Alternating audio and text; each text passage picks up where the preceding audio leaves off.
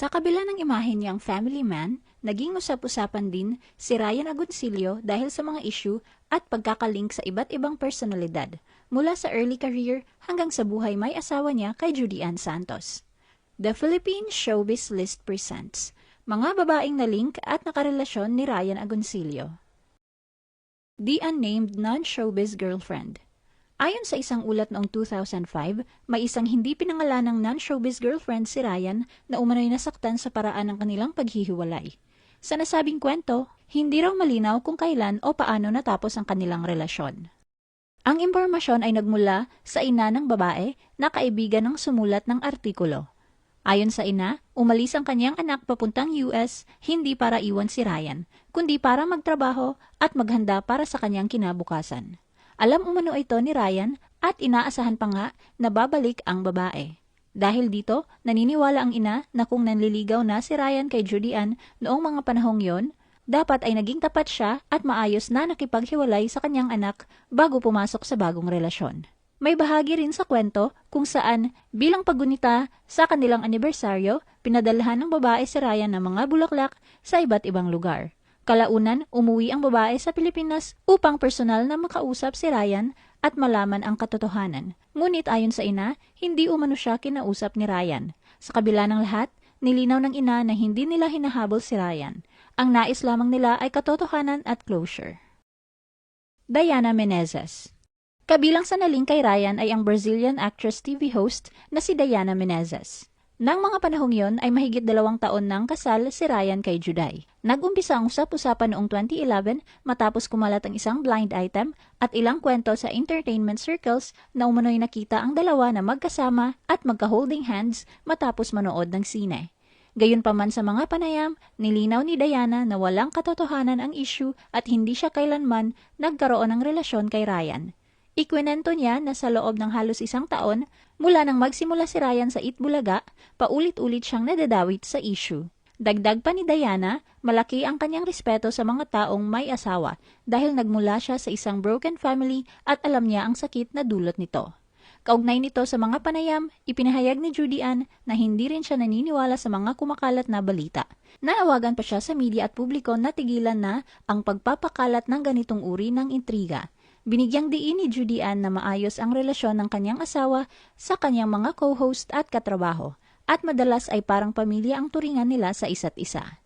Para sa kanya, hindi dapat lagyan ng mali siya ang kanilang samahan dahil nagiging sanhi lamang ito ng maling akala. Mariinding itinanggi ni Judy Ann na nagselos siya sa issue. Ayon sa kanya, walang dahilan upang magselos, at sa halip ay nakaramdam pa siya ng awa kay Diana dahil nadadamay ito sa mga chismis kahit wala namang basehan ang mga ito. Ipinaliwanag din niya na mas pinipili nilang ayusin ang ganitong usapin ng mahinahon at huwag palakihin ang issue. Sinang-ayunan naman ito ni Ryan na tinawag na walang katotohanan ang mga intriga at nagmula lamang sa social media at mga lumang balita na pinalaki pa ng iba. Para sa kanya, mas mainam na huwag nang patulan ang mga ganitong usapin at sa halip ay ipaliwanag na lamang sa mga taong nadadamay na huwag itong seryosohin. Nagbigay pa ng mensahe si Judy Ann para kay Diana kung saan humingi siya ng paumanhin sa anumang abala na dulot ng issue. Ipinahayag din niya na wala siyang problema kung magkaibigan man sina Ryan at Diana at mas mabuti pa nga umano kung magkakasando ang lahat sa isang maayos na samahan. Marian Rivera.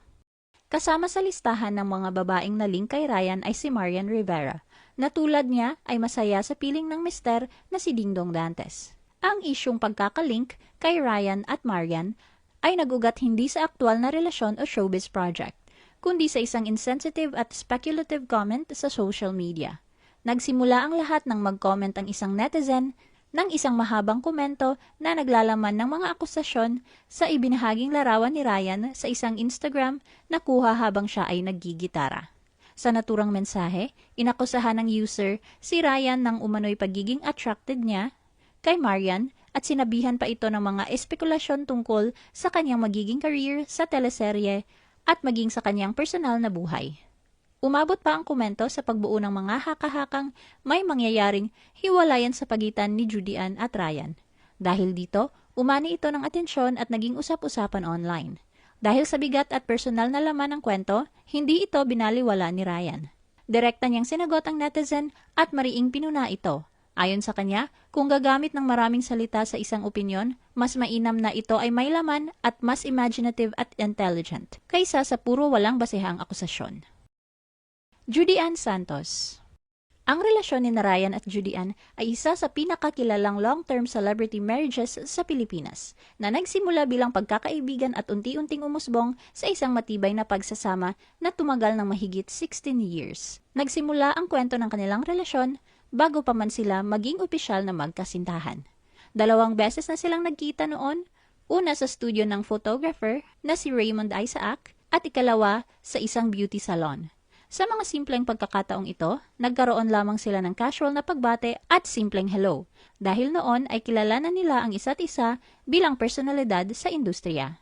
Nagumpisa ang mas malapit na ugnayan nila noong 2004 nang magsama sila sa fantaseryang Kristala, kung saan sila unang naging love team. Sa set na ito, unti-unting nabuo ang kanilang pagkakaibigan na kalaunan ay naging mas malalim na damdamin. Sa paglipas ng panahon, naging opisyal ang kanilang relasyon at lalo itong tumibay sa kabila ng pagiging abala nila sa kani-kanilang karera. Naging bahagi rin ng kanilang kwento ang pagsasama sa mga pelikulang tulad ng Kasal Kasali Kasalo at Sakal Sakali Saklolo, kung saan mas nakilala ng publiko ang kanilang natural na chemistry bilang magkapareha. Noong April 28, 2009, ikinasal sila sa isang private ceremony sa Batangas. Mula noon, binuo nila ang isang pamilya na kinabibilangan ng kanilang mga anak na si Johan, Lucio at Luna. Sa kabila ng pagiging public figures, pinili nilang panatilihing pribado ang kanilang pamilya. Sa isang kwelang pagbabalik tanaw, ibinahagi ni Ryan at Judy Ann ang isang nakakatawang selos story noong maagang bahagi ng kanilang relasyon. Ayon kay Ryan, habang nagsisimula pa lamang siya sa photography, napansin niya ang pagiging selosa ni Judy Ann lalo na kapag chinita ang mga modelong kanyang kinukunan, kumpara sa mas kalmado nitong reaksyon sa ibang lahi gaya ng Russian o Brazilian models. Aminado naman si Judy Ann at paberong inamin na may kinalaman ito sa nakaraang relasyon ni Ryan, na chinita rin ang huling naging girlfriend nito bago sila naging magkasintahan. May mga pagkakataong pabiro pa nilang tinatalakay ang selos bilang bahagi lamang ng normal na dynamics ng mag-asawa, ngunit hindi ito umaabot sa seryosong alitan.